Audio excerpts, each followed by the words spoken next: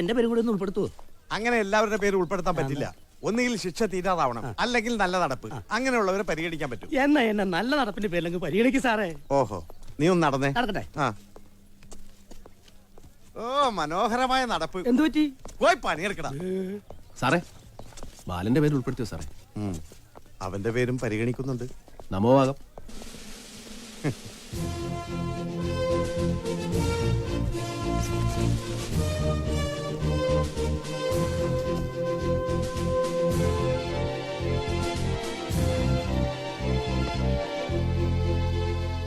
എല്ലാ വർഷത്തെയും പോലെ ഈ സ്വാതന്ത്ര്യ ദിനത്തിലും നമ്മൾ ഒരാളെ തെരഞ്ഞെടുത്ത് മോചിതനാക്കുകയാണ്. ഈ വർഷത്തെ ഭാഗ്യവാൻ ആരാണെന്ന് നമുക്ക് നോക്കാം. നിനക്കാടാ, നിന്റെ പേര് തന്നെ വീഴും. മഹിയാണ് ആ ഭാഗ്യവാൻ.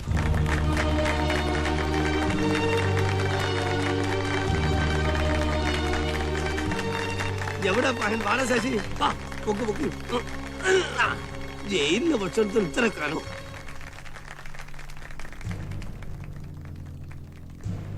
എനിക്ക് പകരം ബാലിനെ വിടാൻ പറ്റുമോ സാറേ? മണ്ടത്തരം പറയാതടാ മണ്ട. നിനക്ക് പോകാൻ പറ്റിയില്ലെങ്കിൽ പിന്നെ ആർക്കും പോകാൻ പറ്റില്ല. അലമ്പുണ്ടാക്കാതെ മന്ത്രിയെ പൊക്കി 2 വാക്ക് സംസാരിക്കും.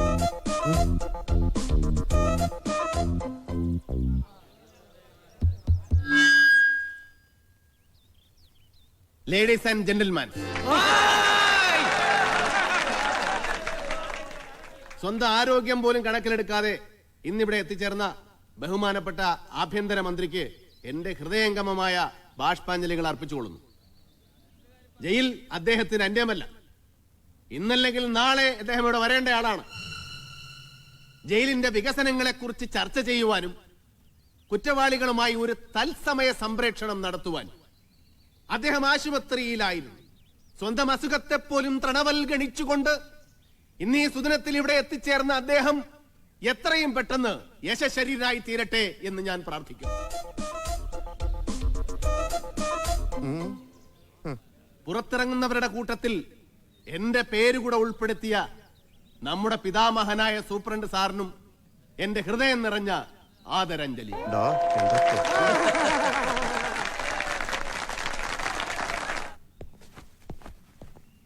സാർ,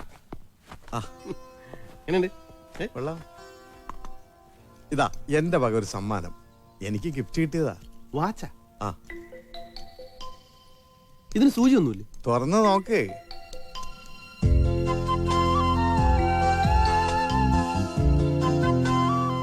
ഏതായാലും അടപ്പുള്ള വാച്ച് തന്നത് നന്നായി. ടൈം വേസ്റ്റ് ആവില്ല. ആവശ്യമുള്ളപ്പോ തുറന്നു നോക്കിയാൽ മതിയല്ലോ. ടൈം മാത്രമല്ല, ലൈഫ് വേസ്റ്റ് ആക്കരുത്. സംഗതി നീ ഇവിടെ ഉള്ളത് എനിക്ക് ആശ്വാസമാണ്. എന്നാലും പറയുകയാണ്, ഇനി ഇങ്ങോട്ടുള്ള വരവ് വേണ്ട. എന്തെങ്കിലും ജോലി ചെയ്ത് മാന്യമായിട്ട് ജീവിക്കാൻ നോക്ക്. എന്നെ അങ്ങനെ ഉപേക്ഷിക്കല്ലേ സാറേ. ഈ ലോകം വിട്ടാ പിന്നെ എനിക്ക് ആരാ ഉള്ളത്? ഇവിടെയുള്ളവരൊക്കെ എന്റെ ബന്ധുക്കളാ. സാറിനറിയോ, സാറിന് എന്റെ അച്ഛന്റെ സ്ഥാനത്താണ് ഞാൻ കാണുന്നത്. മതി പോവാൻ നോക്ക്. ഞാൻ അവരോടൊക്കെ ഒന്ന് യാത്ര പറഞ്ഞോട്ടെ സാർ? വേഗം വേണം. ഞങ്ങൾക്ക് ഞങ്ങളുടേതായ ചില രീതികളുണ്ട്. സ്പീഡ് കുറച്ച് പോണേ മോനെ.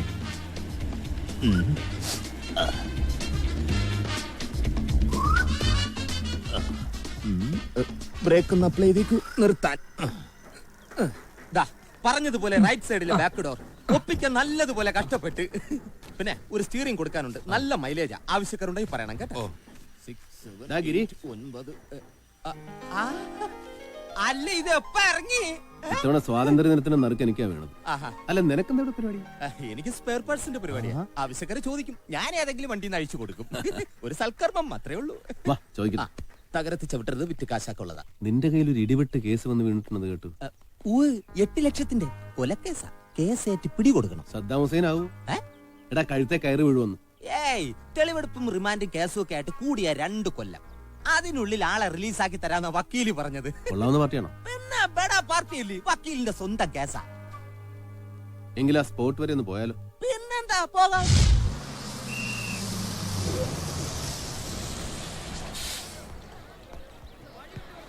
എടാ, നീ കെട്ടിക്കോ. ഇതെന്തിനാ? ഇങ്ങനെ ഒരു പണിക്ക് പോകുമ്പോ ആർക്കും മുഖം കൊടുക്കരുത്. തിരിച്ചറിയാൻ ഇടയും കൊടുക്കരുത്. അതിന് മുഖം ഇങ്ങനെ വെച്ച പോരെ. ഇറങ്ങി.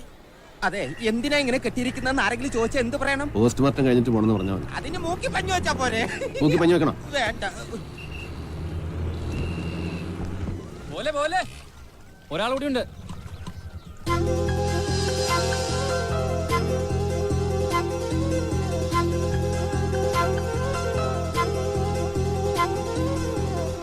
കൊള്ളല്ലേ? ആ തരക്കേടില്ല. കാല് കൊള്ളല്ലേ? അല്ല തരക്കേടില്ല. ഇന്ന് എന്ത് പറ്റി ഇന്ദു? നിങ്ങളുടെ ബോട്ട് വന്നില്ലേ? അതിനെന്തും ദീന ഇന്നും പണിക്ക് കയറ്റി. പേര് ഇന്ദു, അതും കൊള്ളാം. വലിയ ശല്യമായില്ല, ഒന്ന് മിണ്ടാതിരിക്കണം. ഇന്ദുവിന് വേണമെങ്കിൽ പുതിയൊരു ബോട്ട് തന്നെ വാങ്ങാലോ. ആറാണിമുട്ടത്ത് റാണിയായിട്ട് വിലസല്ലേ? ഓ, നമ്മളെ റാണി രാജ്ഞിയൊന്നും അല്ല. അവിടുത്തെ കാര്യസ്ഥ പണിയുണ്ട്. പണ്ട് അച്ഛൻ ചെയ്തിരുന്നത് ഇപ്പൊ ഞാൻ ചെയ്യുന്നു, അത്രേ ഉള്ളൂ. അങ്ങനെ ചെറുതാക്കി കാണിക്കലേ വച്ചേ. ജയിലിൽ കിടക്കുന്ന ശിവശങ്കര മുതലാളി ഉടനെ പരോളിൽ വരുമെന്നും വന്നാൽ ഉടനെ ഹിന്ദുവായിട്ടുള്ള കല്യാണം നടത്താൻ തീരുമാനിച്ചിട്ടുണ്ടെന്നൊക്കെ ഞങ്ങൾക്കറിയാം. കല്യാണം ഉറച്ചതാ. ശരിയാ, അങ്ങനെ ഒരു കരക്കമ്പി ഞാനും കേട്ടു. അതിലെന്താ ഇത്ര തെറ്റ്? ശിവശങ്കര ജയിലിൽ പോയ പിന്നെ ആ കൊച്ചിനെയും അമ്മയും ആറാണിമുട്ടത്തെ സകല സ്വത്തുക്കളൊക്കെ പൊന്നുപോലെ നോക്കുന്നത് ഈ കൊച്ചല്ലേ? അപ്പൊ ഈ മാസം തന്നെ ഒരു സദ്യ ഉണ്ണാ അല്ലേ മോളെ? എന്റെ പൊന്നു ചേട്ടാ, ഈ നാട്ടിൽ തിന്നാനും ഉടുക്കാനും ഇല്ലെങ്കിലും കരക്കമ്പിക്ക് ഒരു പഞ്ഞവുമില്ല. അതും വിശ്വസിച്ച് സദ്യ ഉണ്ണാൻ വായം തുറന്നിരുന്നാലേ തുറന്നിരിക്കാതെ ഉള്ളൂ. അപ്പൊ പ്രതീക്ഷയ്ക്ക് വകയുണ്ട്. ഇപ്പൊ വീണേനെ. ഇനിയിപ്പോ കല്യാണം നടന്നില്ലെങ്കിലും ശിവശങ്കര മുതലാളി വരുമ്പോ വേറെ ചിലതൊക്കെ നടക്കാൻ സാധ്യതയുണ്ട്. ചിലപ്പോ ഒരു കൊലപാതകം തന്നെ. ഇപ്പോഴത്തെ കാറ്റിന് പോലും ഒരു ചോരയുടെ മണമുണ്ട്. അത് കാറ്റിന്റെ കുഴപ്പമൊന്നുമല്ലടോ. ഇയാളുടെ മൂക്കിനകത്ത് പമ്പർന്നോത്തയുടെ നഖം വല്ലതും കൊണ്ട് മുറിഞ്ഞു.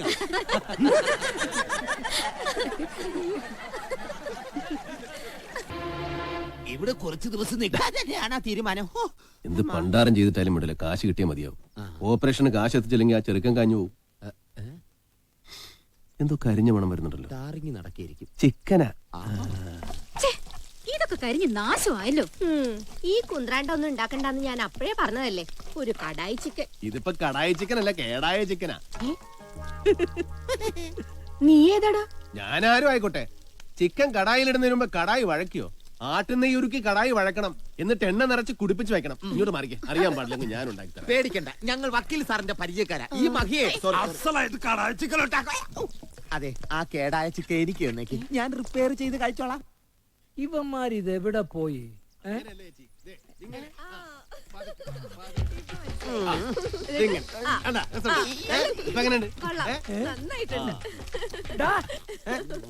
ഞാനേ ചേച്ചിയെ കടായി ചിക്കൻ ഉണ്ടാക്കാൻ പഠിപ്പിക്കും.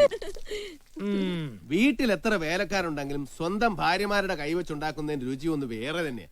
ഈ ഭാര്യമാരെന്ന് പറയുമ്പോ സ്വന്തം ഭാര്യയാണോ അതോ വല്ലവന്മാരുടെയും ഭാര്യ വെച്ചുണ്ടാക്കുന്നതാണോ ഇഷ്ടം? നമുക്കിപ്പോ സ്വന്തം ഭാര്യ ഇല്ലാത്തതുകൊണ്ട് വല്ലവരെയും ഭാര്യ വെച്ചുണ്ടാക്കുന്ന വെച്ച് അഡ്ജസ്റ്റ് ചെയ്യും. നീ ആള് കൊള്ളാമല്ലോ. കൊള്ളാം അല്ലേ?